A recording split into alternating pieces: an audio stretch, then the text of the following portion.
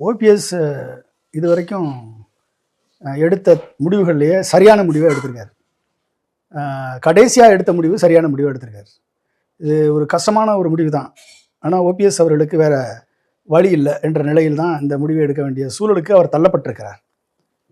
ஒரு 3 முறை முதலமைச்சராக இருந்தவர், செல்வி ஜெயலலிதா அம்மாவின் நம்பிக்கையை பெற்றவர், 3 முறை முதலமைச்சராக இருந்து ஆட்சி நிர்வாகத்தை நடத்தியவர், திரும்பவும் அந்த முதலமைச்சர் பதவியை ஜெயலலிதா அவர்களுக்கு விட்டு கொடுத்தவர், அது மட்டும் இல்லாமல் எடப்பாடிக்கும் விட்டு கொடுத்தவர்.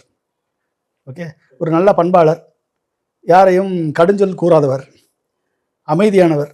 ஆனால் என்ன என்றால் அவர் நம்பி கெட்டது பிஜேபியை நம்பி கெட்டவர். பிஜேபியை நம்பி தனது அரசியல் வாழ்க்கையை பாழாக்கி விட்டவர். தர்ம யுத்தம் மட்டும் அவர் நடத்தாமல் இருந்திருந்தால் இன்றைக்கும் அவர் தான் முதலமைச்சராக இருந்திருப்பார் இபிஎஸ்க்கு பதிலாக.